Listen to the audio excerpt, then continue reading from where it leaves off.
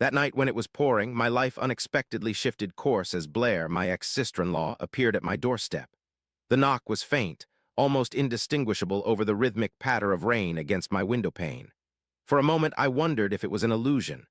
No one had visited in 2 months, not since the divorce, particularly not anyone from her family.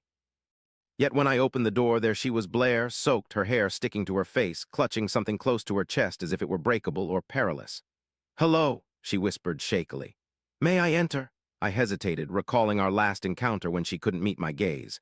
The divorce had created a boundary, and she had adhered to her sister's side, which I accepted. However, tonight she seemed apprehensive, uncomfortable, almost frightened.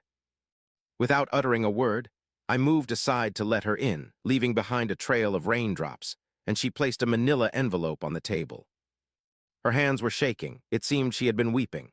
"What is this?" I inquired before she could reply, my gut instinct already signaling unease. She didn't settle down. Instead, she stood there, hugging herself as if trying to hold herself together.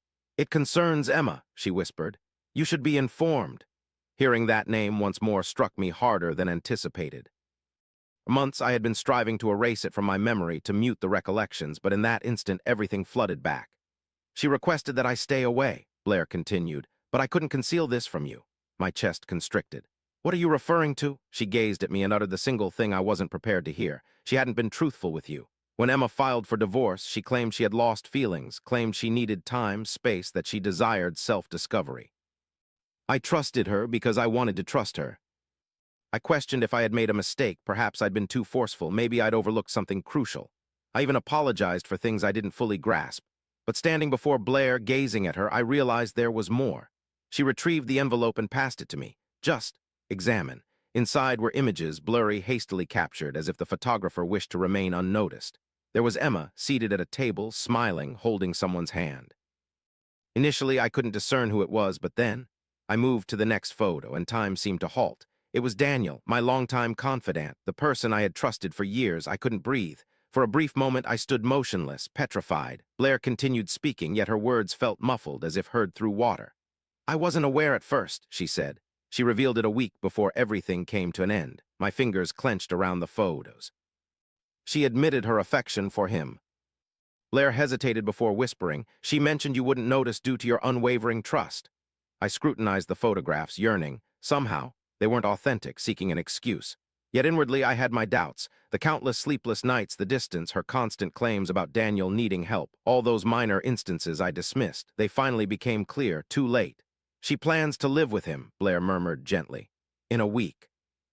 My hands trembled as I replaced the photos on the table. "Why? Are you informing me now?" She gazed at me, sorrow in her gaze. "Because you didn't deserve this. You were kind to her." And she squandered it all. No fury assailed me. Instead, there was just quietness, a void, as if a piece of me had been gently erased silently. I eyed Blair. Her complexion was ashen, her eyes bloodshot. Regret was evident. Blair hadn't come to harm me, but to unburden herself from a truth she had carried for too long. She wasn't there to break me. She came because she couldn't continue living with the secret. I questioned, "Has she figured out you're here?" Blair shook her head. "No, and I can't let her know." We remained silent for a while. The rain had eased outside, creating a soothing rhythm against the windows. My gaze drifted to the photos. I didn't need them as proof anymore, but I couldn't help but look at them. Each one felt like a fragment of something I should have realized earlier. Later, Blair spoke again. "She doesn't seem truly happy," she said delicately. "She pretends, but I can sense it. She believes she made the right choice, but Daniel isn't you." I released a soft sound, not quite a laugh, more like an expression of exhaustion. "It no longer matters," I replied. "She has made her decision." Blair leaned slightly forward. "You didn't deserve any of this." She shared the truth with a voice trembling at its end, finding a momentary connection in our shared sorrow. As she stood to depart, she whispered, "You will be all right," acknowledging my hidden resilience. Afterward, she vanished. I remained, feeling the weight of the room and the scattered photographs, bearing witness to unnoticed signs of a truth I had missed. Memories swirled, recalling overlooked hints, her lingering scent in the late hours, her turned phone, her unexpected demands for space. Though I had defended her when others voiced doubts, love had blinded me to questionable actions. Carrying that trust like a trophy, I found solace in silence during the days ahead, avoiding calls and questions, knowing there was no fixing what had passed.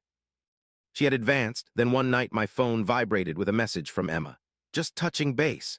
It hung in the air for some time before I replied, "I know about you and Daniel. Her response came later. I'm sorry, it wasn't meant to unfold this way.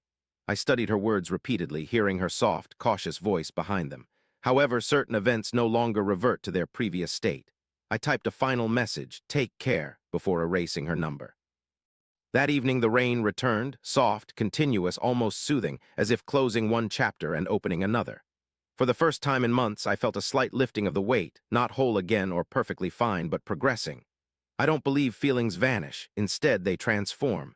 They become more subdued, less agonizing, simpler to bear. At last, I found solace in reflecting, with no urge to reconstruct all that had been. Moments before entering, words I hadn't spoken since her departure, tenderly uttered, whispered peacefully.